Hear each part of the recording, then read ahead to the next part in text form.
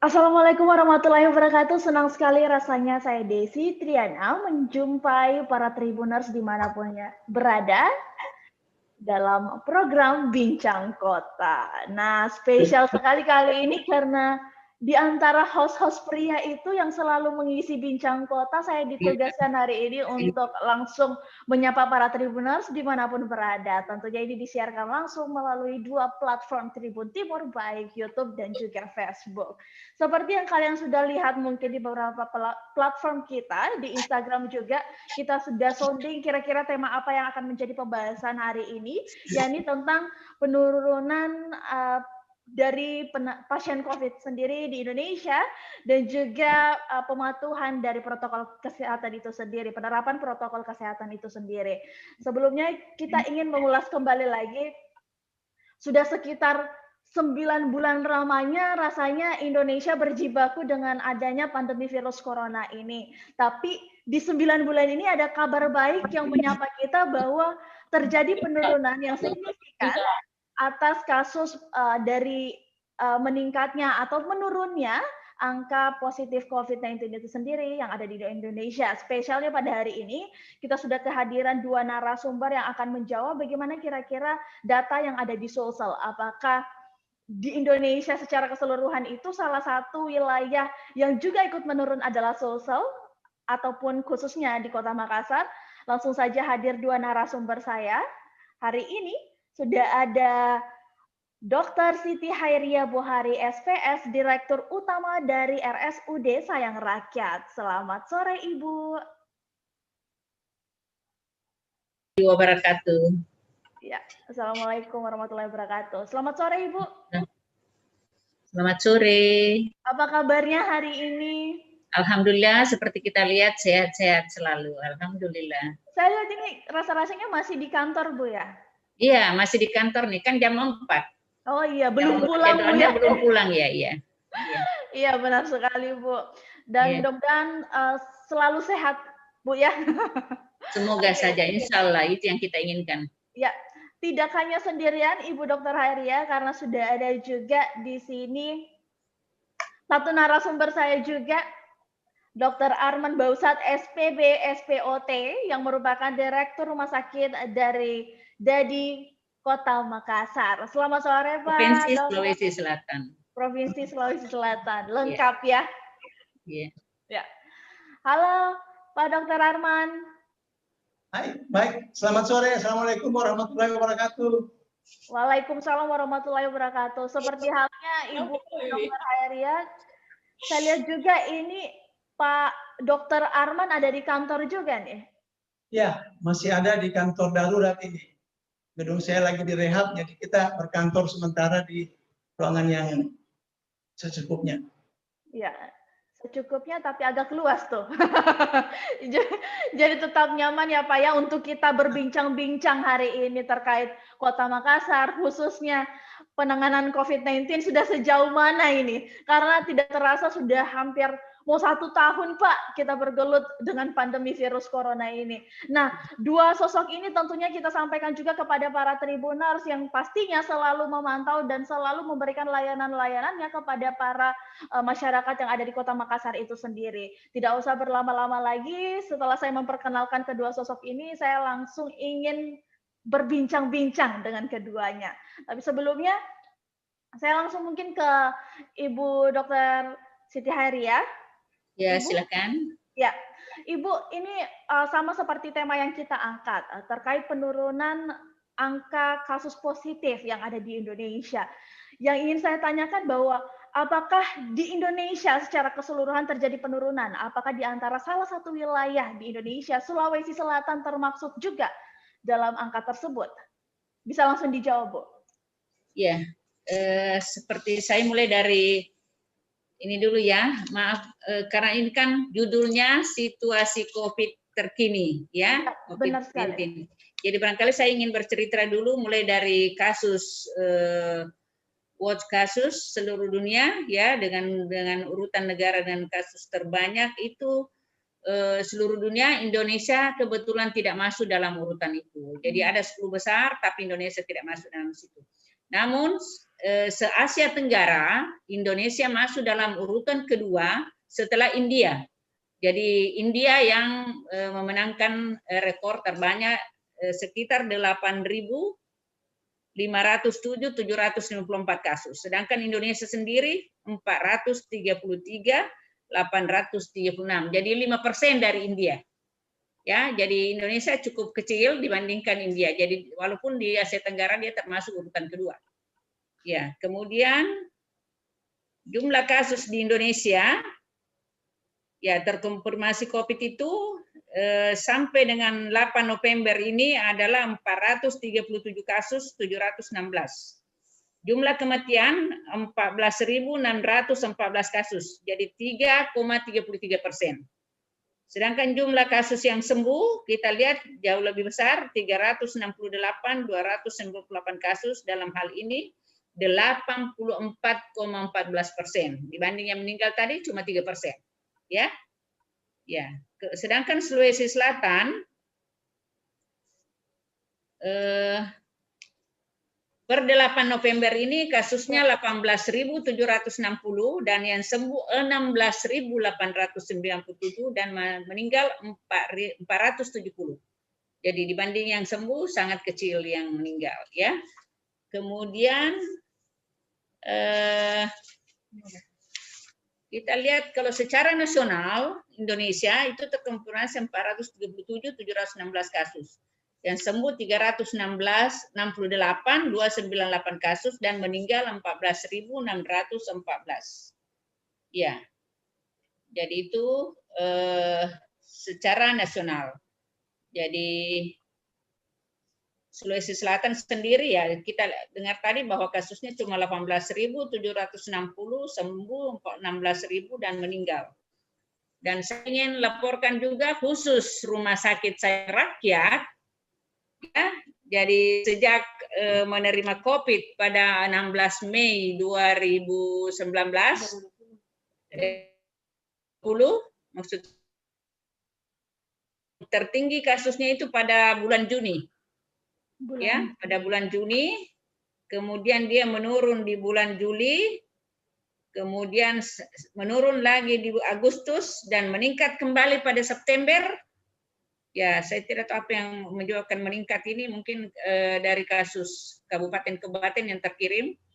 Kemudian menurun lagi bulan Oktober dan sampai 9 November ini, hari ini, Rumah Sakit Sayang Rakyat merawat tinggal 7 kasus. Tinggal ya, tidak ada kasus. lagi perawatan ICU, tapi tinggal 7 kasus. Dari sejumlah 395 kasus per 9 November. Jadi puncaknya itu di bulan Juni dan Juli. Ya, jadi sudah menurun, sekarang tinggal 7 kasus. Ya. Ya, perlu diketahui juga untuk para Tribuners bahwa kedua narasumber saya ini berasal dari 2 rumah sakit besar yang ada di Kota Makassar yang menjadi rujukan untuk penanganan pasien COVID-19. Iya. Jadi RSUD Sayang Rakyat ataupun RSUD di Provinsi Sulawesi Selatan ini menangani pasien-pasien COVID yang berasal dari kabupaten-kabupaten yang ada di Sulawesi Selatan juga pastinya. Dan tadi sudah dirincikan oleh Ibu Dr. Hairiat terkait dengan jumlah kasus yang ternyata khususnya di Sayang Rakyat sendiri terjadi penurunan yang cukup signifikan dari bulan Mei hingga November, walaupun terjadi angka peningkatan yang cukup tinggi juga, tapi akhirnya bisa menurun dan kini tinggal merawat pasien 7 orang saja. Ini kalau boleh tahu Bu, pasiennya masih dinyatakan positifkah atau tinggal dalam tahap rehabilitasi itu sendiri? Masih positif.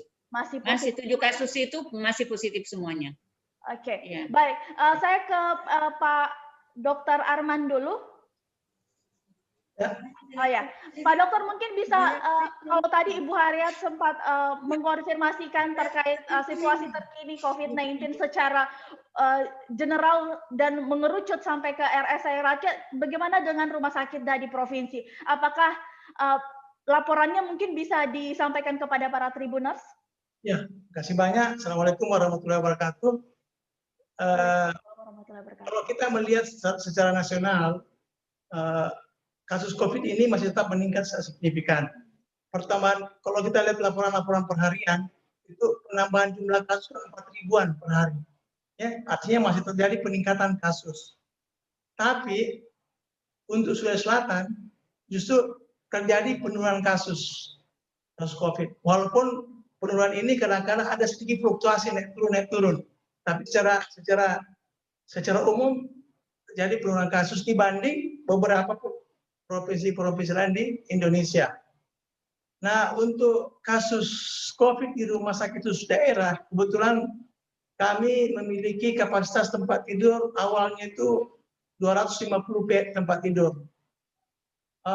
Kami mulai beroperasi menangani COVID itu April 2020 dengan puncak kasus di bulan Mei, Juni, Juli. Berarti lebih dulu Pak ya, lebih dulu daripada RSUD Sayang Rakyat. Ya, karena kebetulan RSUD kan lagi direhab. Ya. Kebetulan gedung kami sudah siap. Kami puncak kasus tadi Mei, Juni, Juli puncak kasus. Agustus masih tinggi, September mulai turun, Oktober turun, November ini makin turun. Rata-rata kasus harian untuk bulan September, Oktober, November itu paling banyak 50. Dulu sempat di bulan Juli itu kasus harian itu sampai 230 hari, ya 230, 240. Untuk November, September, Oktober, November rata-rata kasus 50. Untuk November ini per kasus hari ini Rumah Sakit Dadi hanya merawat sekitar 32 kasus COVID-19. Ya, total kasus yang kami sudah rawat selama April 2020 sampai saat ini sekitar 1.700 pasien. Demikian sementara. Kalau untuk sejauh ini sudah berapa banyak total pasien yang dirawat di RS Dadi? 1.700. 1.700 kasus ya, yang dinyatakan positif. Kalau untuk yang saat ini sedang dirawat sudah berapa banyak Pak? Yang saat ini sudah, selain yang sudah sembuh tadi ya Pak ya? Kasus per hari ini itu 35. 35 ya? Kasus. Jadi kami banyak spare tempat tidur. Karena kami punya memiliki tempat tidur 250, kasus sekarang tinggal 35. Jadi 200 tempat tidur kosong. Oh, oke, baik. Dan kalau seperti itu angka jumlah kasusnya sendiri pada April, apakah untuk fasilitas sendiri yang sudah diberikan kepada para pasien COVID itu apakah memadai atau seperti apa? Ya, karena ini kan untuk penanganan COVID ini kan ada standar, ya. Yep. Ada regulasi-regulasi dari Kemenkes. Jadi semua kasus-kasus COVID yang kami tangani di sini semua berdasarkan standar operasional prosedur dari Kemenkes, baik dalam segi pengobatan maupun tindakan-tindakan lainnya, semua mengikuti standar. Oke, baik. Terima kasih banyak atas penjelasannya, Pak. Saya kembali lagi ke Ibu Hairiat. Ini kita ingin mengulas kembali juga bagaimana tadi sudah disampaikan berapa besar penurunan yang terjadi di angka saat ini ya di Indonesia terkait kasus COVID-19 itu sendiri. Terjadi penurunan dan ini pastinya merupakan kabar bahagia juga untuk seluruh masyarakat Indonesia. Ada rasa optimis untuk kita semua. Tapi sebelum saya melangkah lebih lanjut lagi terkait langkah-langkah apa lagi selanjutnya yang akan dilakukan oleh kedua rumah sakit ini, saya ingin mengilas balik lagi seperti apa perjuangan, tantangan yang dihadapi selama 9 bulan ini kita menghadapi pandemi virus corona dan kedua rumah sakit ini kemudian dijadikan sebagai rumah sakit rujukan. Tantangan yang dihadapi selama terjadinya atau selama rumah sakit ini menjadi rujukan. Kemudian kita ketahui sendiri rumah sakit yang menjadi rujukan di Sulawesi Selatan ini sebenarnya banyak, tapi 2 diantaranya ini RSUD Dadi Provinsi dan juga RSUD Sayang Rakyat. Saya langsung ke Ibu Hairiat. Ya, makasih.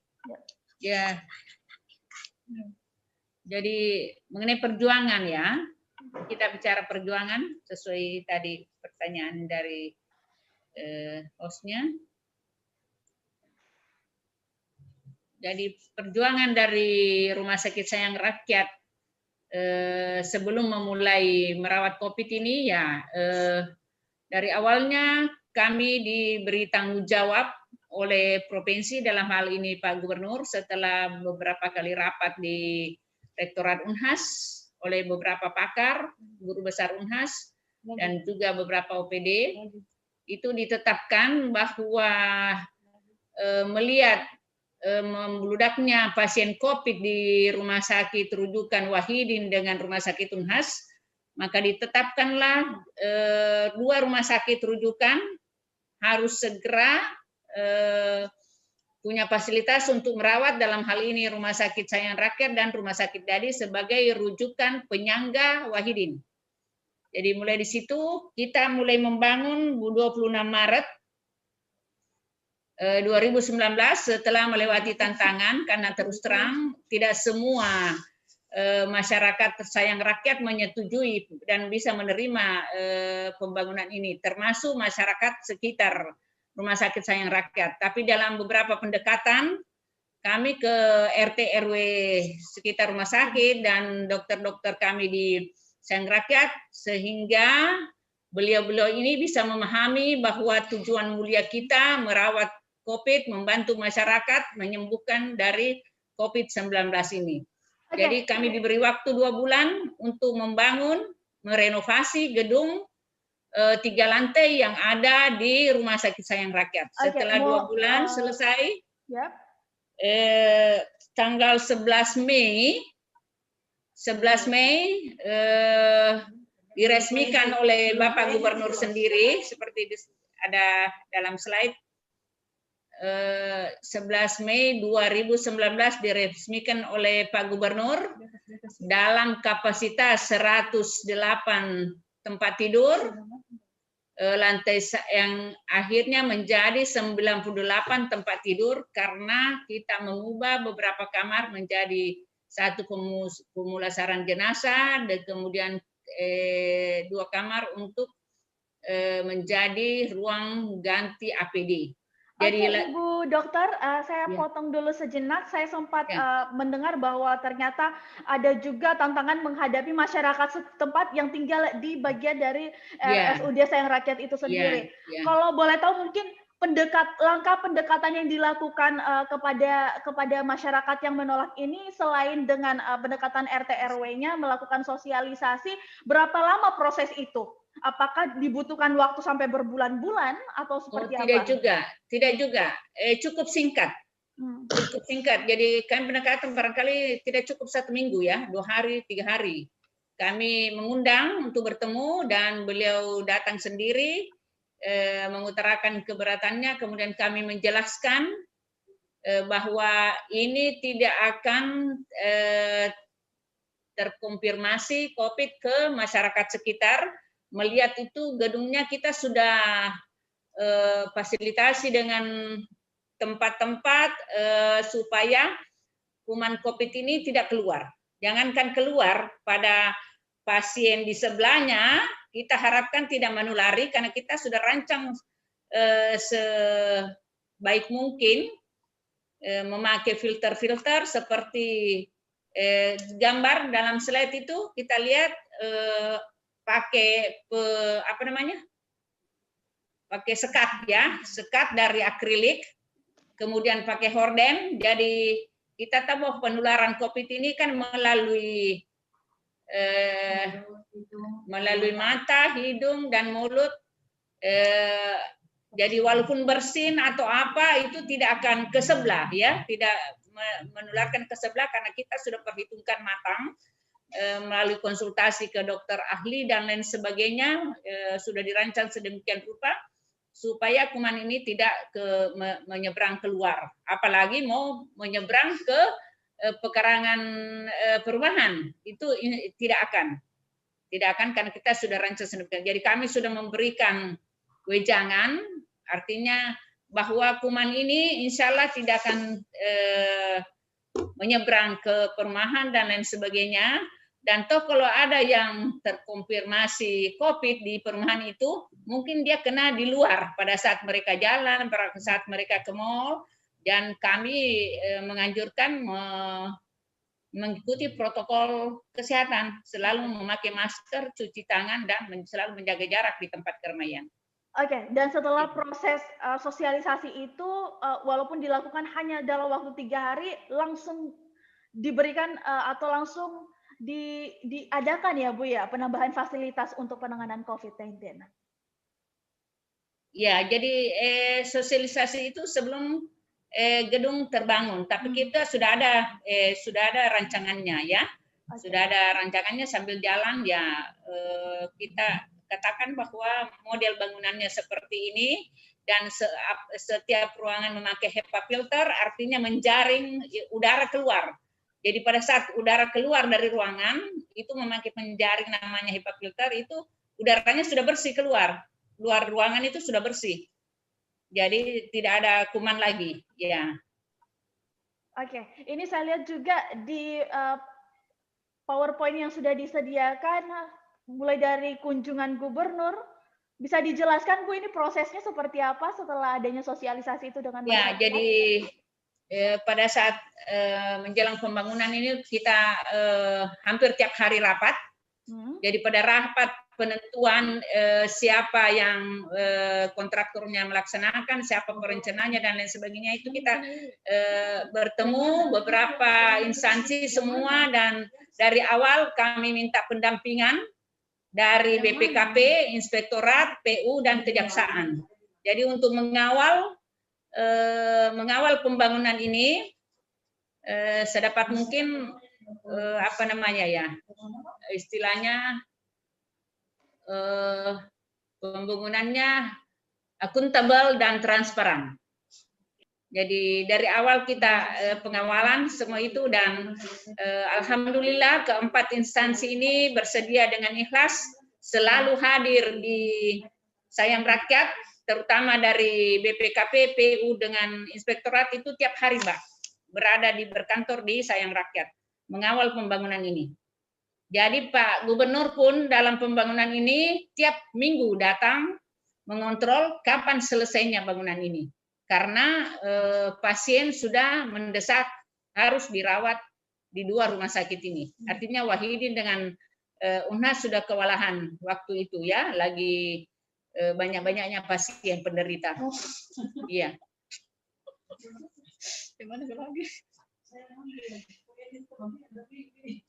Oke, setelah proses pembangunan tersebut kira-kira berapa lama Bu hingga akhirnya siap untuk digunakan? Ya, jadi tanggal 11 diresmikan, kami menunggu rujukan dan perawatan pada tanggal 16 Mei 2019. Mulailah di situ masuk pasien dan kami menangani dengan tim yang ada. Jadi di bulan Juni Juli itu yang paling banyak pasiennya, ya pernah mencapai 95 ya. Pernah mencapai 100 lebih. 100 lebih sesuai tempat tidur ya.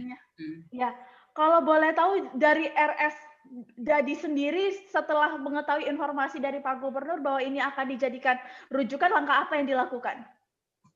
Silakan Pak Dokter. Ya, mohon maaf di unmute. Boleh dibuka operator unmute-nya?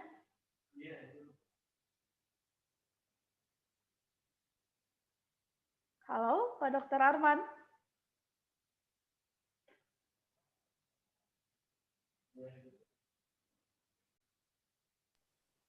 Assalamualaikum. Ya, Pak Dokter di unmute, Pak. Makasih.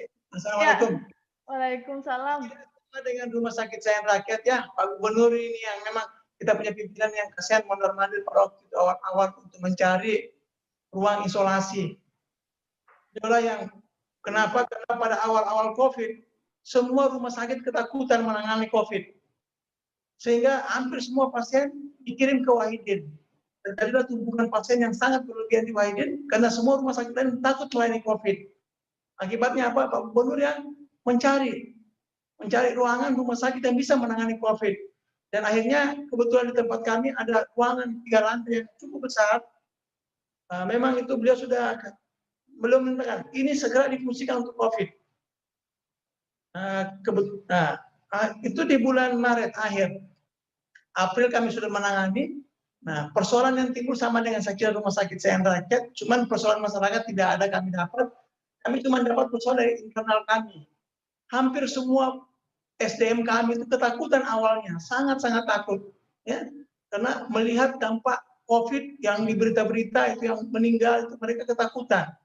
Nah, situlah perjuangan kami bagaimana membujuk, memberikan motivasi semangat kepada petugas-petugas nakes kami untuk bisa melayani pasien ini. Karena rasa ketakutan ini yang terlalu berlebihan. Jadi, untungnya sedikit demi sedikit, perlahan-lahan mereka makin lama makin adaptasi. Ya, yang tadinya ketakutannya bukan main, sekarang malah berlebihan keberaniannya. Ya. Jadi waktu bulan April itu mereka sangat ketakutan. Bulan Juni mereka kelebihan beraninya. Dulu di April mereka tidak berani menangani pasien tanpa baju hazmat yang lengkap. Di bulan Juni mereka cuma pakai gaun biasa, berani menangani pasien.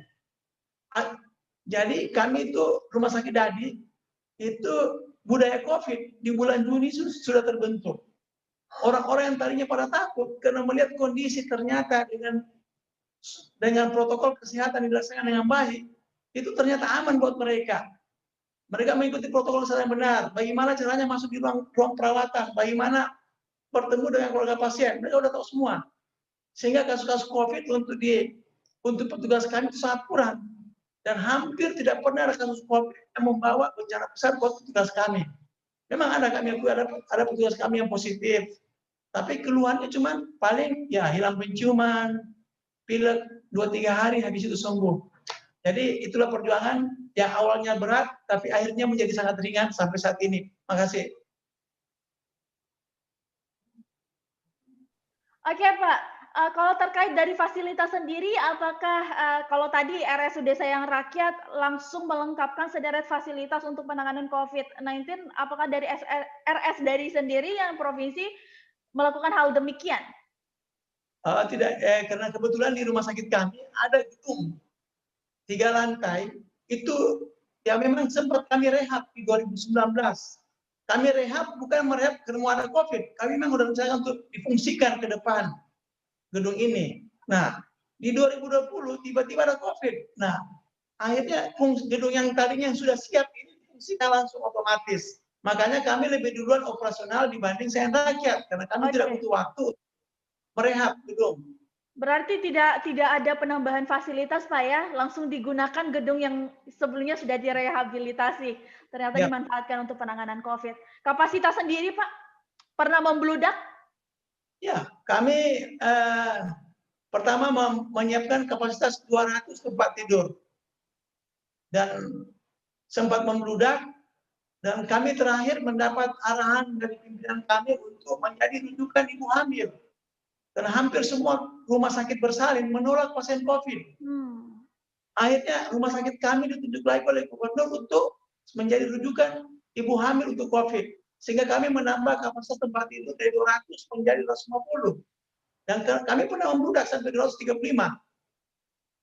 Dan pasien-pasien COVID yang membludak itu apakah masih ditempatkan di ruangan atau mungkin dibuat ruangan darurat? Semacam tenda atau apa? Semua terpenuhi, karena kan kami bilang tadi kami memiliki kapasitas 250. Oke, jadi semua yang terbanyak. Cuma kan kami was-was, takutnya bertambah terus. Dan alhamdulillah maksimal 235 kami penerawat sehari. Oh iya Pak, saya juga ingin bertanya, mungkin ini pertanyaan para Tribuners juga nih. Bapak sempat tadi menginformasikan kepada kami bahwa ketakutan untuk masalah intern sendiri di pihak rumah sakit, bahwa tenaga-tenaga medis juga ikut takut dalam penanganan COVID-19 ini. Pastinya sudah seperti yang Bapak sampaikan, sudah dilakukan sosialisasi juga kepada tenaga medis, dan akhirnya budaya protokol kesehatan itu Juni sudah mulai terterapkan dengan maksimal. Kalau boleh tahu sendiri, ada tidak pasien atau tenaga medis yang memilih mundur atau pasien yang memilih keluar dari rumah sakit karena adanya penanganan pasien COVID-19 ini? Ya, jadi memang tadi, jadi kendala yang paling sulit itu tadi tenaga nakes kami yang bertugas. Ya, kan nakes kami seluruh pejabat struktural kami pun ketakutan. Ya, jadi itu hari-hari itu kami harus memberi contoh. Kami motivasi, kami ingatkan kepada mereka bahwasanya lawan ini, musuh ini adalah kesehatan yang harus menghadapi, karena musuh ini bukan manusia. Kalau seandainya musuh ini adalah manusia, pasti polisilah dengan tentara yang menghadapi. Tapi karena musuh kita adalah virus, kuman, kita lah yang harus di depan menghadapi. Dengan motivasi mengulang-ulang, akhirnya mereka dengan mungkin awalnya berat hati, tapi lama-lama kami dari pihak manajemen mengantisipasi, sudah menginformasikan semua. Kalau ada perawat kami yang bermasalah, ada yang sakit, kami manajemen yang langsung turun tangan, memberikan obat sehingga supaya mereka jadi semangat. Ya. Jadi kami memerintahkan mereka bekerja, tapi kewajiban kami dari pihak manajemen adalah memperhatikan mereka dari segi gizi, dari segi fisik, dan obat-obatan kalau mereka ada keluhan-keluhan. Alhamdulillah saat ini nakes kami belum pernah ada yang mengundurkan diri, malahan karena kasus sudah mulai berkurang, otomatis nakes kami sudah mulai kurangi, malah mereka protes. Kenapa kami dikeluarkan dari COVID? Saya bilang kan kasusnya sudah berkurang. Nah itulah, jadi alhamdulillah mereka sudah semangat. Dulu awal-awal COVID kita dicela, kami manajemen dicela, katanya mau mengorbankan nakes. Alhamdulillah saat ini mereka bersyukur. Kami karena keuntungan kedua mereka dapatkan, kan mereka mendapatkan insentif dari pemerintah. Jadi upaya mereka itu dihargai oleh pemerintah, sehingga apa yang mereka usahakan selama ini, beban kerja yang tinggi, dihargai juga oleh pemerintah dengan dapat insentif. Oke. Ya. Yep. Oke, saya langsung ke Ibu Dr. Hairiat. Ibu mendengar tadi pernyataan dari Pak Dr. Arman sendiri, saya menarik nih. Karena ternyata tantangan-tantangan tidak hanya mengenai penunjang fasilitas saja. Beruntungnya mereka sudah memiliki gedung fasilitas, tapi tantangan lain itu untuk meyakinkan para nakes turun langsung menangani penanganan COVID-19 itu sendiri. Kalau di RSUD Sayang Rakyat seperti apa, Bu? Apakah terjadi hal yang sama? Iya. Terima kasih ya, saya rasa kurang lebih sama tantangannya mengenai kita punya nakes, dokter-dokter. Kalau yang dokter spesialis itu yang macam dokter ahli paru dengan penyakit dalam itu mungkin dalam hatinya, tapi dia tegar, tapi dibanding nakes kita, ya awal-awalnya itu mereka grogi. Artinya bagaimana ya, takut dengan kuman karena melihat tayangan di televisi, di YouTube, di WA dan lain sebagainya itu ya banyak guru besar meninggal, dokter-dokter pada meninggal, nakes-nakes pada meninggal, ya itu yang membuat mereka gergetan. Saya sendiri sebagai direktur ya merasakan hal itu dan saya bisa merasakan bagaimana perasaan nakes-nakes saya tertantang dengan merawat begitu. Ya, belum keluhan pasien, apalagi kami punya gedung itu 3 lantai dan dengan memakai APD yang tidak punya lift, gedungnya tidak punya lift itu belum bisa kita anukan lift dalam waktu sesingkat itu. Jadi itu tantangan berat buat kami sebagai direktur ya. Saya kasihan, kadang-kadang sedih. Malam-malam saya pikir kadang-kadang sedih, tapi saya tidak boleh memperlihatkan bahwa dia harus cengeng, dia harus tegar. Kalau perlu saya, kalau misalnya ada keluhan pasien dan lain sebagainya itu, saya kadang-kadang tegas ya, walaupun dalam hati saya kasihan atau apa, tapi saya tidak boleh memperlihatkan seperti itu supaya dia semangat, tegar juga. Karena ini kan kewajiban kita sebagai petugas kesehatan menjadi tombak terdepan, ujung tombak terdepan untuk merawat pasien ini. Siapa lagi yang kalau bukan kita dari tenaga kesehatan? Jadi memang tantangan berat buat kita. Yang awal-awalnya ada yang positif ya, banyak yang positif. Tapi begitu sudah terbiasa, sudah familiar dengan pasien dan lain sebagainya, akhirnya sampai sekarang ini tidak ada lagi yang positif. Tapi alhamdulillah berkat Pak Gubernur kita yang kita banggakan memberikan tempat dan istilahnya memberikan tempat yang nyaman, dihotelkan ya, itu luar biasa anunya Sulawesi Selatan. Yang pertama membuat ide semua pasien itu dihotelkan, termasuk petugas dihotelkan, jadi membuat dia rasa nyaman ya. dan makanannya yang diketrikan semuanya yang memenuhi standar, ya, lebih dari standar malah. Dan semuanya terlibat, termasuk kita punya ketua penggerak PKK, dalam hal ini Ibu Gubernur, turun langsung wawancara lewat Zoom, ya, dengan petugas-petugas nakes, itu memberikan semangat tersendiri pada nakes. Dan juga turun juga melihat catering bagaimana menunya. Dan itu di WA itu semua menu yang akan dikirim itu diperlihatkan di WA itu. Jadi luar biasa dengan Ibu Gubernur, dalam hal ini Ketua Penggerak PKK Provinsi Selatan dengan Pak Gubernur untuk penanganan COVID ini, sehingga semua stakeholder juga semangat dan masyarakatnya pun bisa semangat. Ya, itulah barangkali kita ambil hasilnya sekarang yang mulai berkurang. Ya, berarti dapat disimpulkan bahwa adanya penurunan angka positif COVID-19 sendiri yang terjadi tidak hanya di Indonesia tapi di seluruh negara yang ada di dunia, hampir seluruh negara yang ada di dunia, bahwa ini adalah karena kontribusi orang-orang yang menginginkan agar pandemi ini segera berakhir. Sama halnya Sulawesi Selatan, kontribusi dari Pak Gubernur, bahkan hingga sampai kepada 2 rumah sakit rujukan, manajemennya semua, sampai kepada tenaga medisnya pun turut diperhatikan. Oke, baik. Kita akan kembali lagi setelah break. Jangan kemana-mana para Tribuners, karena akan banyak bincang-bincang seru lainnya setelah ini.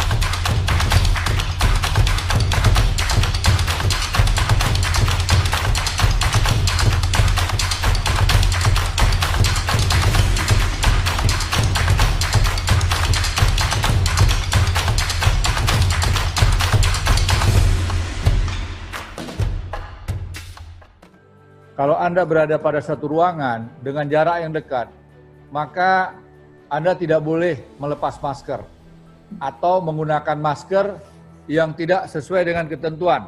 Banyak yang memakai masker digantungan begini. Saya kalau menggunakan masker seperti ini, maka masker ini sudah akhir dan saya tidak boleh lagi menggunakan. Saya harus memotongnya dan membuangnya. Saya harus menggunakan masker yang baru dengan cara mengambil yang benar dan memasang kembali yang benar.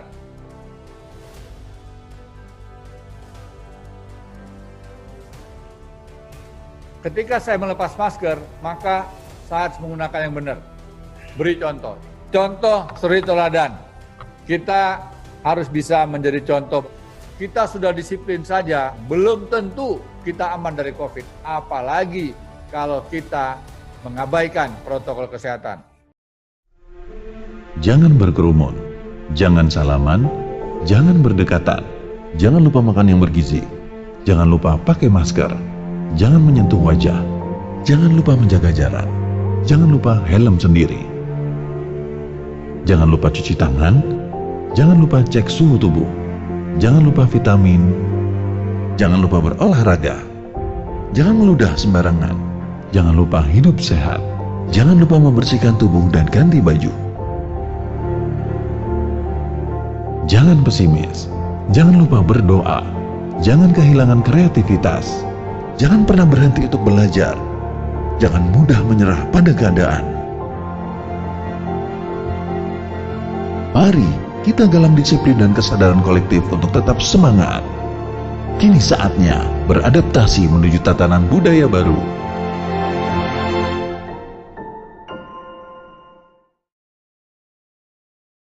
Oke, Oke, kembali lagi bersama saya Desi Triana di Bincang Kota. Masih dengan dua narasumber saya yang setia untuk memberikan informasi kepada para Tribuners dimanapun berada pastinya. Ini saya sapa kembali ada Ibu Dr. Hairiat. Halo Ibu, masih ada? Halo Ibu. Masih. Udah. Oke, masih tetap semangat ya, masih tetap ya, semangat. Informasi harus semangat. Karena kita masih ada 2 segmen lagi pastinya. Ya, silakan. Oke, tadi kita sudah sempat membahas dan menginformasikan tentang suasana terkini atau situasi terkini terkait dengan COVID-19 yang ada di Sulawesi Selatan. Tadi sudah dirincikan juga berbagai data-data mulai dari yang umum hingga mengerucut sampai di Kota Makassar khususnya. Selain itu juga informasi tentang tantangan-tantangan yang dihadapi selama 9 bulan awal merintis dijadikan rujukan sebagai rumah sakit penanganan COVID, tentunya pastinya tidak hanya tantangan internal saja ya, tidak hanya tantangan manajemen saja yang ada, tidak hanya tantangan untuk menghadapi masyarakat setempat ataupun nakes-nakes yang juga berjuang juga justru malah diberikan asupan semangat agar mereka tidak kendor karena mereka merupakan garda terdepan untuk menangani dan mengawal pasien COVID-19. Tapi di balik dengan adanya tantangan-tantangan internal itu pasti juga ada tantangan eksternal. Kita ketahui sendiri selama penanganan COVID-19 di Kota Makassar ini atau di Sulawesi Selatan khususnya banyak isu-isu yang beredar atau kabar-kabar miring yang beredar terkait mungkin salah satunya saya kalau boleh mengingat Pak ya, ini di RS Dadi Provinsi Sulsel ada sebuah kejadian yang sempat menggegerkan juga satu Indonesia terkait dengan adanya pasien COVID-19 yang diambil paksa sampai TNI turun tangan. Masih ingat Pak kejadian itu? Masih. Ya, masih ingat. Ya, boleh diceritakan sedikit dong Pak. Ini kan karena tadi Bapak sempat sampaikan bahwa tantangannya itu bahkan internal manajemen dari pihak rumah sakit sendiri itu ada tantangan tersendiri untuk menyemangati para nakesnya. Nah, ini masyarakat sendiri, tantangan eksternal yang ada di luar dan pastinya ini menjadi beban moral juga bisa dikatakan untuk pihak rumah sakit. Bisa dijelaskan Pak, seperti apa sih sebenarnya pihak rumah sakit menanggapi hal tersebut? Ya, terima kasih. Saya lanjutkan. Jadi memang Rumah Sakit Dadi itu di bulan Juni pernah ada kasus pengambilan paksa mayat pasien COVID, dicurigai COVID. Tantangan terberat yang kami dapatkan dari masyarakat sebenarnya mereka minta kejelasan. Apakah keluarga mereka yang meninggal ini benar-benar COVID atau bukan? Itu aja. Nah, di awal-awal COVID, laboratorium untuk pemeriksaan PCR virus corona itu masih sangat terbatas. Sekarang kami sudah punya laboratorium, bisa mendeteksi secepat mungkin. Sekarang kami ambil swab, 2 jam ke depan sudah ada hasil. Tapi sebelum Agustus, kami tidak punya laboratorium dan sangat terbatas. Dan laboratoriumnya sangat terbatas, sementara pemeriksaan untuk PCR swab itu datang dari seluruh rumah sakit. Otomatis hasil swab, hasil pemeriksaan swab PCR COVID itu biasanya 3-4 hari kemudian atau 2-3 hari kemudian. Nah, kalau pasiennya masuk jam 5 malam, kita ambil pagi, taunya meninggal, diambil pagi swabnya, kan dikirim ke laboratorium BBLK, itu nanti hasilnya 2 hari, taunya pasiennya sudah meninggal siangnya. Nah, pada waktu meninggal, ini kan pasiennya PDP, artinya dicurigai COVID. Untuk mencurigai COVID itu kan tidak semudah itu ya, banyak pemeriksaan sehingga kita mencurigai dia COVID. Namanya PDP waktu itu. Nah, kalau pasien meninggal dengan PDP, maka protokol penanganan mayat adalah mengikuti protokol pasien COVID. Harus dimakamkan di pemakaman COVID. Nah, pasien PDP otomatis kan keluarganya ngotot. Mana buktinya? Mana buktinya keluarga kami positif? Mana buktinya? Sementara kami tidak bisa memperlihatkan bukti. Tapi protokolnya mengatakan bahwasanya PDP pun juga harus dimakamkan dulu ke Macanda. Kalaupun nanti hasilnya negatif, ada harapan Pak Gubernur, setelah COVID selesai silakan ambil kembali keluarga itu pemakaman lain. Nah, itu kendala yang pertama. Tapi alhamdulillah per Agustus, 21 Agustus, Dadi mendapat bantuan laboratorium pemeriksaan PCR COVID. Nah, semenjak itu hampir masalah-masalah itu tidak terjadi lagi. Karena ada pasien masuk jam 8, langsung kami ambil swabnya, jam 11 siang sudah ada hasil.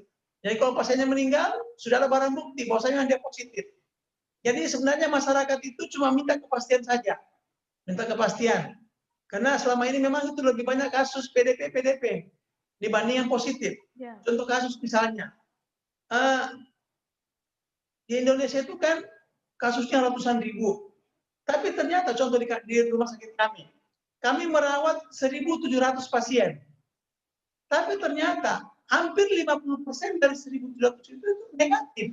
Hasil akhir negatif. Tapi waktu masuk, dia suspek, sangat mencurigakan COVID. Tapi bukti hasil PCR ternyata negatif. Jadi sebenarnya pasien COVID yang harus sama kami adalah mungkin cuma 1.000 aja. Karena 700-nya hasil laboratoriumnya negatif. Tapi pada saat masuk rumah sakit, karena dia ada gejala keluhan demam, dia ada riwayat kontak dengan pasien COVID, atau mungkin pernah ke daerah berzona merah, ada riwayat batuk-batuk, ada riwayat agak sesak, hilang penciuman, pastilah kami, tim medis kami akan mencurigai pasien tersebut sebagai COVID. Curiga, namanya PDP, pasien dalam pengawasan. Nah, PDP ini dalam protokol kesehatan Kemenkes itu harus disamakan dengan pasien terkonfirmasi positif. Nah, ini yang selalu masyarakat jadi simpang siur antara PDP dengan yang sudah positif. Karena kalau meninggal, dua ini harus dimakamkan di Macanda. Itu yang problem. Tapi alhamdulillah sekarang makin hari makin berkurang karena Provinsi Sulawesi Selatan sudah memiliki, kalau tidak salah, 17 laboratorium untuk pemeriksaan PCR swab. Demikian sementara. Oke. Bagaimana dengan RSUD Sayang Rakyat? Apakah di Pemprov sendiri pernah mengalami kejadian serupa atau mungkin penanganan masyarakat mungkin yang kurang paham atau seperti apa? Masalah-masalah eksternal yang langsung menimpa rumah sakit itu sendiri. Ya. Jadi untuk seperti kasus di Rumah Sakit Dadi, pengambilan paksa, alhamdulillah tidak terjadi pada Rumah Sakit Sayang Rakyat. Mungkin pada saat itu kita sudah antisipasi, ya, sudah ada polisi, tentara yang langsung ditugaskan ke Rumah Sakit Sayang, dan letaknya gedungnya yang berbeda itu, letak gedung kami untuk perawatan COVID itu di belakang sekali, ya, dan berlapis-lapis pintunya. Pintu dari depan itu berlapis-lapis dari jalanan. Ya, dan yang kedua, edukasi pada keluarga pasien itu selalu kita lakukan, bahwa sudah banyak pasien, sudah banyak bahkan para guru besar, para dokter, dan keluarga-keluarga yang meninggal dengan COVID itu dikuburkan di Macanda. Jadi tidak perlu dibesar-besarkan kasusnya, mau diambil paksa, karena kan ya pemakaman sudah diinstruksikan bahwa harus disatukan, ya. Jadi kita sebelum, kalau kita sudah melihat pasiennya masuk ICU, ya, dan kita perkirakan, waduh ini berat sekali nih, ya, mulailah diedukasi sedikit demi sedikit, ya, dengan keluarga pasiennya. Jadi edukasi yang kita tingkatkan selalu. Dan bukan cuma pegawai rumah sakit dalam hal ini nakes yang mengedukasi, tapi termasuk polisi, tentara, security yang berada di sekitar rumah sakit itu. Kalau melihat pasien sudah, keluarga pasien sudah bergerombol begitu menunggu keluarganya, ya selalu diedukasi oleh petugas-petugas yang ada di Rumah Sakit Sayang Rakyat. Oke, jadi seperti yang disampaikan oleh Pak Dr. Arman tadi, ternyata adanya misinformasi yang terjadi antara masyarakat sendiri ini membuat adanya dampak seperti tadi, ya, mungkin mereka kurang paham atau kurang mencari informasi terkait ini hingga akhirnya ada insiden-insiden yang tidak diinginkan. Kurang lebih seperti yang disampaikan juga oleh Ibu Dokter. Satu hal, ya, satu hal yang perlu kami ini ya, banyak keluarga pasien yang merasa bahwa nanti keluarga saya di-COVID-kan, yang sebenarnya tidak COVID di-COVID-kan. Bahkan pernah ada yang bertanya saya, masyarakat, betulkah itu ada COVID? Jadi ini yang pertanyaan-pertanyaan seperti ini yang selalu harus kita memberikan penjelasan sejelas-jelasnya, bahwa tidak mungkin ya rasanya yang tidak COVID di-COVID-kan, karena mendiagnosa pasien itu berlapis-lapis ya. Jadi mulai dari anamnesa, namanya pertanyaan, kemudian pemeriksaan oleh dokternya, dokter ahlinya, dan dokter ahlinya lah yang menentukan bahwa ini COVID sesuai penunjang ya, seperti swab ya, semua pasien kan di swab ya. Ya, jadi kalau yang menentukan COVID tidaknya itu kan di swabnya positif. Jadi tidak mungkin seseorang yang tidak COVID di-COVID-kan. Kalau menurut kami ya, karena itu kan berjenjang pemeriksaan, dan bukan cuma satu dokter yang menentukan COVID, tapi beberapa, ada tim, termasuk laboratorium, radiologi, penunjang medis ya, kemudian anamnese awal, artinya bertanya ya, petugas bertanya sedetail-detailnya ada kontak atau tidak. Kalau tidak ada kontak di toraks misalnya, juga ada pemeriksaan penunjang seperti toraks foto, laboratorium yang menunjang, kemudian terakhir swab. Jadi kalau ada isu bahwa mengkopitkan pasien itu perlu barangkali dipertanyakan. Dan perjuangannya bisa dilihat sampai saat ini, tenaga medis pun tidak lengah dan tetap bertahan walaupun di tengah diterpa dengan berbagai isu. Dan beberapa kali juga saya menginterview salah satu dokter spesialis paru dari Universitas Hasanuddin, mengatakan bahwa COVID ini adalah sesuatu yang baru dan butuh proses penelitiannya, sehingga mungkin untuk mengedukasi masyarakat itu sendiri mungkin butuh proses juga. Dan saya ingin ke Pak Dr. Arman tadi, sudah didinginkan hatinya Pak, ini agak ketika kita mengulas tentang kejadian dan insiden itu, sepertinya Pak Dr. Arman masih terngiang-ngiang Pak ya, dengan semangat menginformasikan juga kepada kita.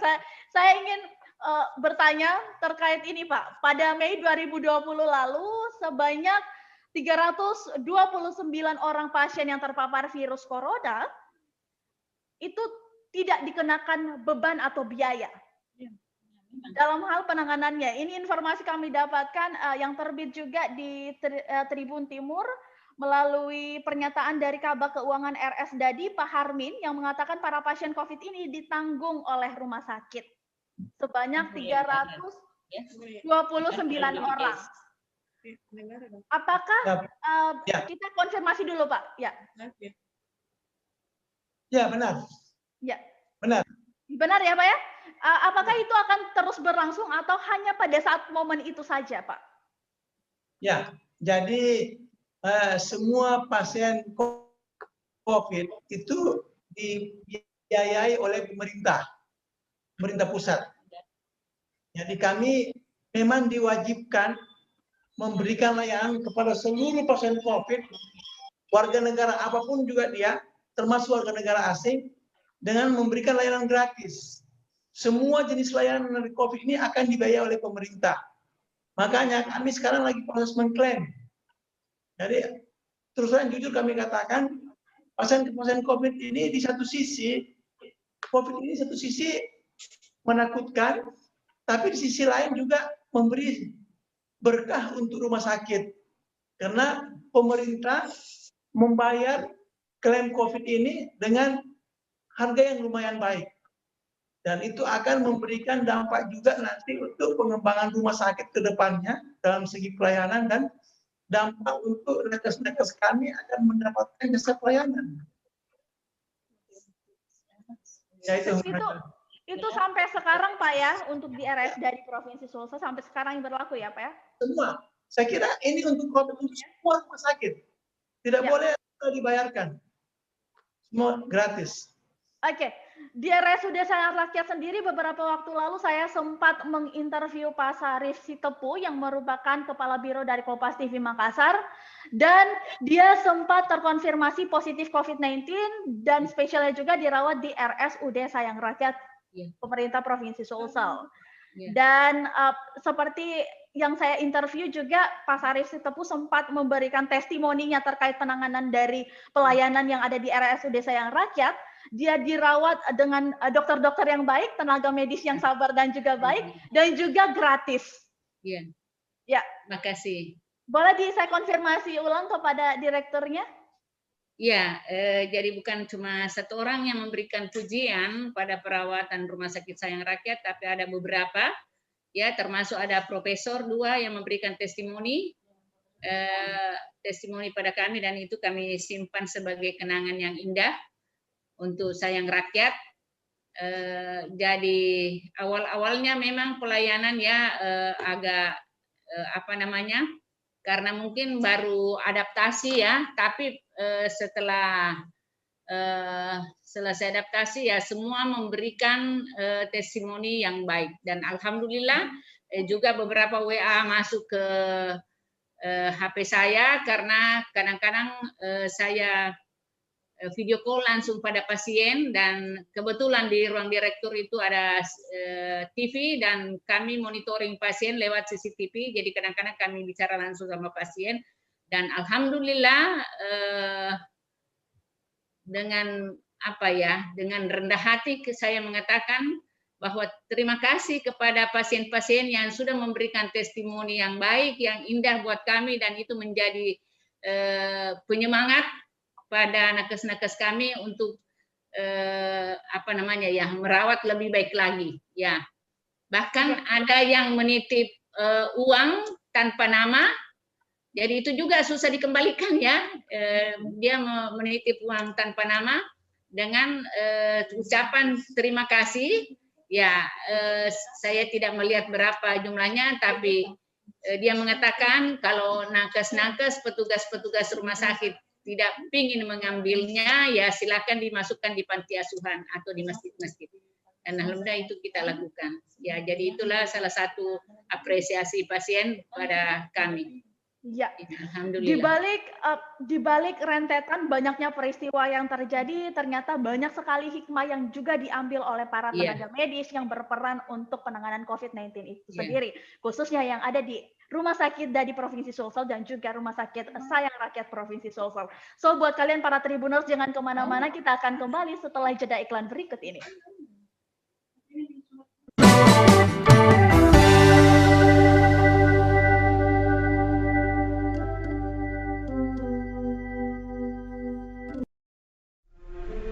Jangan berkerumun, jangan salaman, jangan berdekatan, jangan lupa makan yang bergizi, jangan lupa pakai masker, jangan menyentuh wajah, jangan lupa menjaga jarak, jangan lupa helm sendiri, jangan lupa cuci tangan, jangan lupa cek suhu tubuh, jangan lupa vitamin, jangan lupa berolahraga, jangan meludah sembarangan, jangan lupa hidup sehat, jangan lupa membersihkan tubuh dan ganti baju.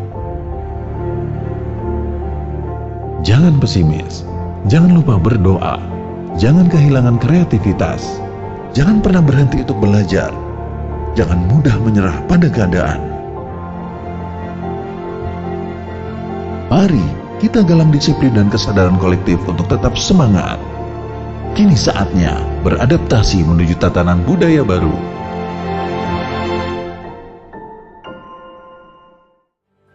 Kalau Anda berada pada satu ruangan dengan jarak yang dekat, maka Anda tidak boleh melepas masker atau menggunakan masker yang tidak sesuai dengan ketentuan. Banyak yang memakai masker digantungan begini. Saya kalau menggunakan masker seperti ini, maka masker ini sudah akhir dan saya tidak boleh lagi menggunakan. Saya harus memotongnya dan membuangnya. Saya harus menggunakan masker yang baru dengan cara mengambil yang benar dan memasang kembali yang benar.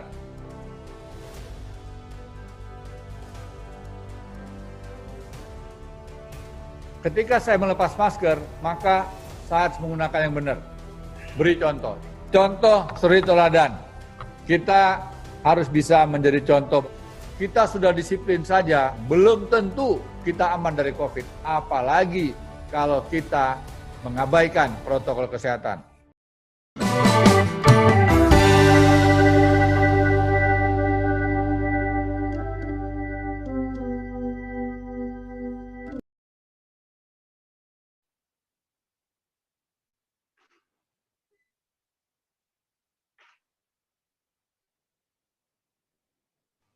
Mohon maaf Tribuners, sempat ke-mute tadi, maklum kita ngobrolnya secara virtual melalui aplikasi Zoom, jadi kelupaan ternyata di-mute.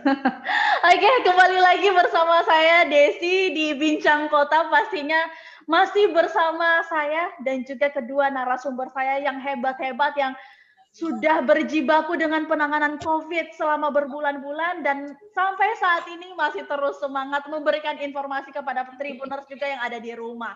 Dan di segmen terakhir ini saya ingin memberikan mengingatkan kembali lagi kepada para Tribuners untuk selalu menerapkan protokol kesehatan, karena di pembahasan saya ini saya juga ingin bertanya seputar protokol kesehatan. Apakah seperti kita ketahui angka kasus positif mengalami penurunan di Indonesia? Apakah salah satu faktor yang mendukung hal tersebut adalah penerapan protokol kesehatan itu yang baik? Kita langsung tanyakan kepada Ibu Dr. Hairiat dulu. Ya, saya rasa melandainya COVID ini tidak terlepas dari usaha bersama dan juga pemikiran-pemikiran yang Bapak Gubernur kita yang kita banggakan. Pada saat mulainya COVID ini, ya semua pasien COVID itu dipusatkan di Makassar. Jadi dengan harapan bahwa kabupaten tidak menyebar. Jadi difokuskan ke Makassar, kemudian yang OTG dalam hal ini tidak bergejala itu dihotelkan. Tapi yang bergejala itu difokuskan ke 2 rumah sakit ini supaya tidak menyebar ini COVID, karena kalau semua merawat COVID itu kan penyebarannya yang luar biasa ya. Jadi difokuskan ke 2 rumah sakit ini, Rumah Sakit Dadi dan Sayang Rakyat. Kemudian yang menjadi rujukan utama adalah Unhas dengan Wahidin. Jadi itulah penanganan yang memberikan kontribusi yang bagus untuk penyebaran COVID ini sampai tidak menyebar luas. Jadi betul-betul begitu ditahu kabupaten ini ada pasien COVID-nya langsung dikirim. Jadi kami 2 rumah sakit ini, Rumah Sakit Dadi menerima pasien dari arah selatan, kami menerima dari utara, artinya Maros, Pangkep Baru dan ke Luwu Timur. Sedangkan Dadi itu mulai Goa, Takalar, Jeneponto, Bulukumba sampai Selayar. Jadi itu pembagian waktu itu, tapi kita tidak menutup pasien-pasien yang datang langsung dari manapun kita tetap terima. Jadi itulah sampai awalnya untuk mencegah penyebaran ini. Kemudian berikutnya itu perlakuan protokol COVID yang ketat. Ya. Oke, Ibu tidak menutup kemungkinan untuk menerima pasien-pasien yang ada di luar Sulawesi Selatan, mohon maaf, atau ya, ya ada dari Papua, dari Ternate, ya semua ada, ya. Karena biasa kalau dari Irian, yang pasien yang terkena di situ termasuk ada teman sejawat kami ya, langsung dari Irian dibawa ke Makassar. Ya. Oke. Untuk Dr. Arman sendiri, apakah mungkin saya minta tanggapannya dulu, apakah penurunan angka kasus positif sendiri ini dikarenakan mungkin pematuhan dari protokol kesehatan sendiri, pemberlakuan dari protokol kesehatan, atau seperti apa, Pak? Oke, terima kasih. Jadi saya kira peningkatan pemahaman masyarakat akan pentingnya protokol kesehatan itu sangat berperan terhadap melandainya kasus-kasus COVID-19 di Makassar maupun di Indonesia. Sebagai contoh misalnya sekarang kalau kita keluar, kalau kita melihat dulunya, kalau dulunya itu orang pakai masker itu aneh, sekarang terbalik. Kalau kita keluar melihat orang tidak pakai masker, kita anggap dia aneh. Dan orang lain pada pakai masker. Ya, artinya apa? Masyarakat sudah mulai mengerti bahwa penting itu masker. Ya, coba kita keluar ke mal-mal, ada yang tidak pakai masker, semua pada lihat. Semua menganggap dia aneh. Tapi dulu coba kalau kita ke mal pakai masker sendiri, orang anggap aneh. Ya, jadi itu artinya apa? Sudah terjadi pemahaman yang bagus oleh masyarakat terhadap pentingnya penerapan protokol kesehatan. Itu penyebab utama saya kira berperan sangat penting dalam melandainya kasus-kasus COVID di Makassar, Sulawesi Selatan, terus khususnya. Terima kasih. Kalau dari RS Sayang Rakyat sendiri menerima pasien dari luar Sulsel, kalau di RS Dadis, apakah demikian? Tapi kalau di karena kan jadi memang ada zonasi wilayah dalam penanganan COVID, tapi siapapun yang merujukan, ada sistem rujukan terpadu. Jadi semua rumah sakit memiliki sistem rujukan terpadu dengan dari seluruh kabupaten. Sehingga kalau misalnya kebetulan kami yang merespon, kami yang menerima. Sayang Rakyat yang merespon, Sayang Rakyat yang menerima. Demikian. Oke, pertanyaan terakhir saya untuk kedua narasumber saya, bahwa penerapan dari protokol kesehatan sendiri, jika melihat ya dari wilayah Kota Makassar, apalagi kita yang selalu beraktivitas di Kota Makassar, itu seperti apa? Mungkin saya mulai dari Dr. Arman. Apakah sesuai yang disampaikan oleh Dr. Arman tersendiri, kesadaran masyarakat itu memang sudah terbangun, kebiasaan, kebudayaan terkait penggunaan masker itu sendiri? Ya, jadi sebenarnya kalau kita lihat ya, protokol kesehatan ini belum terlaksana dengan baik di masyarakat. Walaupun mereka sudah mulai memahami pentingnya protokol kesehatan. Kita masih sering melihat masyarakat memakai masker, maskernya dibuka simpan di dagu. Itu kan masih tidak sesuai protokol. Tapi namanya mendidik masyarakat kan tidak bisa tiba-tiba langsung stop semuanya. Yang penting mengikuti prosedur. Kenapa? Virus ini juga memang kalau menurut saya pribadi ya, ada beberapa penelitian mengatakan virus ini memang kita perlu kontak sama dia. Dan pernah Bapak Menteri Kesehatan mengemukakan bahwa nanti orang Indonesia semua akan terkontaminasi COVID-19. Tapi tidak harus positif. Mungkin saya sudah terkonfirmasi, mungkin saya sudah pernah kontak dengan virus COVID, tapi dosisnya sedikit, sehingga tidak mampu dia menyerang saya. Nah, jangan takut. Saya pikir kita tidak usah takut sama COVID-19. Yang penting kita pakai protokol kesehatan. Misalnya sekali-sekali kita buka masker, ada virus masuk 10. Kalau virusnya cuma 10 kan daya tahan tubuh kita bisa membunuh. Yang bahaya kalau yang masuknya 10.000.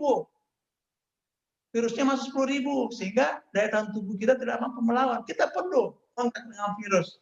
Tapi virusnya jangan banyak, sedikit-sedikit. Nah, makanya jangan terlalu takut keluar rumah. Tetap aja boleh kalau ada urusan penting boleh keluar rumah. Dengan protokol-protokol yang diketahui semampu masyarakat. Barangkali demikian.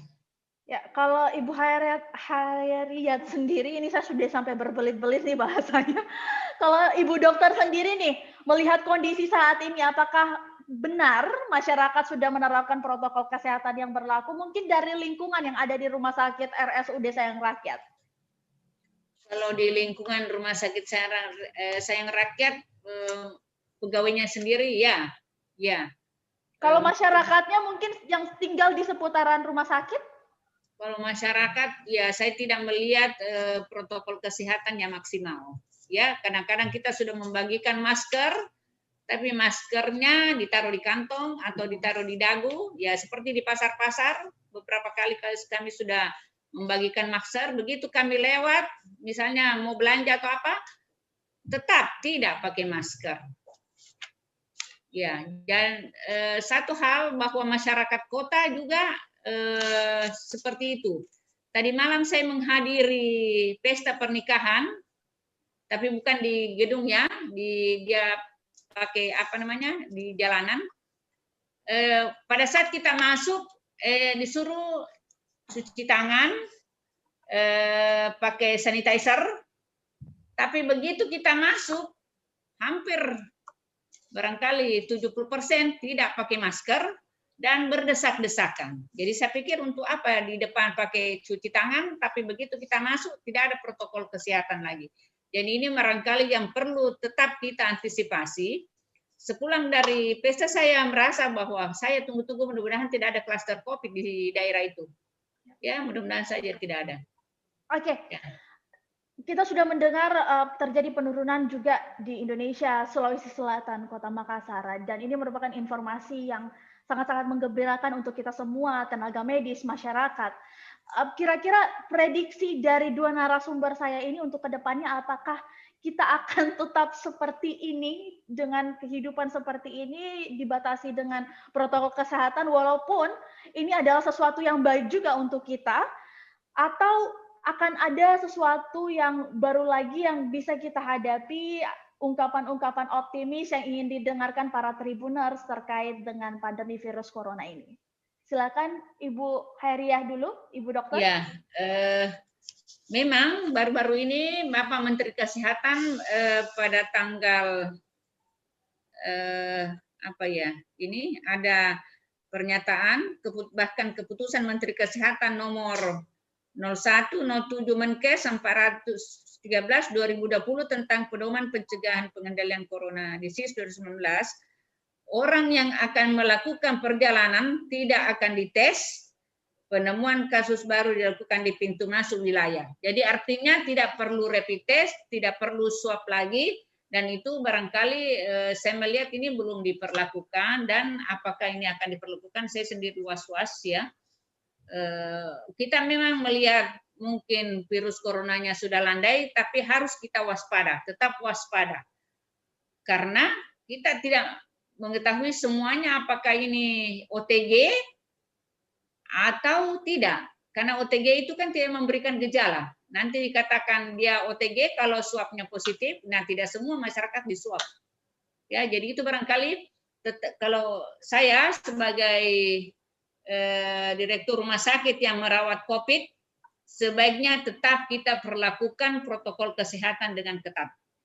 Karena ini betul-betul belum hilang ya. Untuk memutus mata rantai dan menghilangkan virus ini ya mungkin beberapa bulan bahkan 1 tahun ke depan kita harus tetap protokol kesehatan, memakai masker, cuci tangan dan menjaga jarak. Ya, karena kalau dengan memakai masker dan tetap menjaga jarak 1 meter sampai 2 meter, bertemu dengan orang yang memakai masker juga dengan jarak seperti itu katanya penularannya 0%.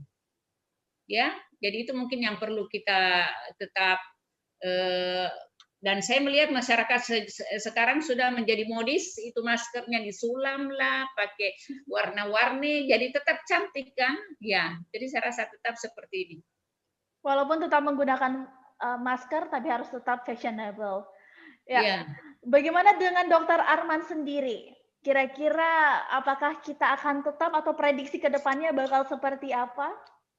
Ya, terima kasih. Jadi saya kira COVID ini untuk hilang dalam waktu singkat saya kira agak sulit ya. Butuh waktu mungkin ya seperti prediksi Pak JK, kemungkinan COVID ini sampai tahun 2022 dan itu mungkin bisa benar. Tapi saya kira kita tidak usah takut. Saya yakin kita semua pernah terkontaminasi dengan virus ini. Saya yakin juga kita semua sudah ada sedikit kekebalan terhadap virus ini. Yang penting itu tadi dosis kontaknya virus ini dikurangi. Bagaimana mengurangi dosis kontaknya virus ini? Loadingnya virus ini mengurangi. Ya itu tadi protokol kesehatan.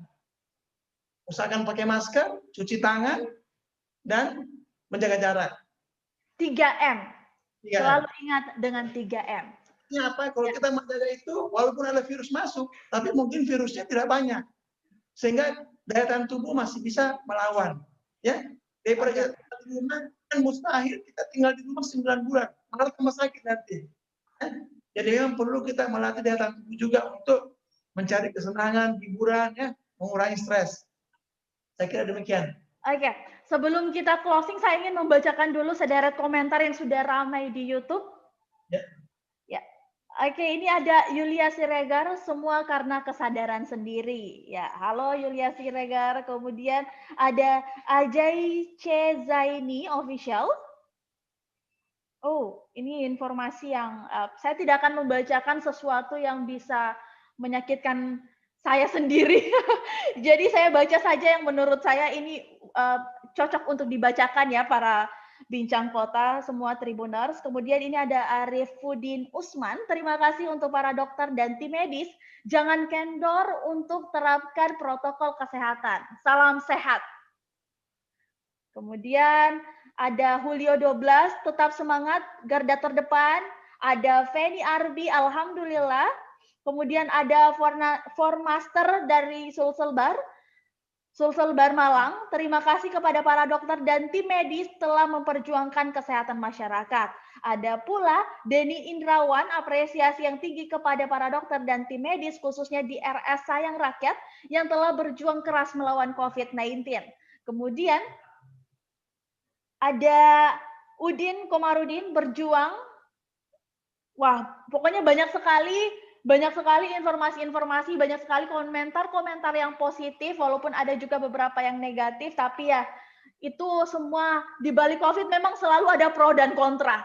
Tapi bagaimana kita tetap bisa survive untuk menjaga diri masing-masing seperti yang dikatakan oleh salah satu Tribuners tadi yang sudah komentar, itu semua kembali lagi kepada diri masing-masing untuk tetap sadar menerapkan 3M pastinya.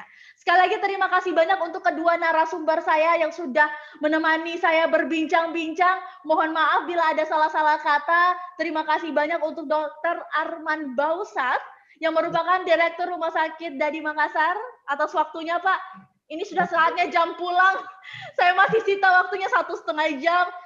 Begitu pula dengan Dr. Siti Hairia, Ibu Dr. Siti Hairia, terima kasih banyak. Selaku Direktur Utama RSUD Sayang Rakyat, saya sita waktunya, mohon maaf Ibu ya, 1,5 jam. Ya, dimaafkan.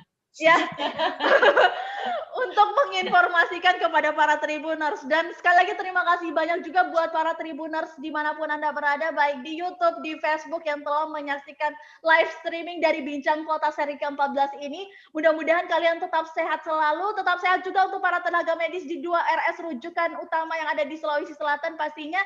Dan saya Desi Triana pamit undur diri, sampai jumpa di Bincang Kota berikutnya. Terima kasih Bu, terima kasih Bapak.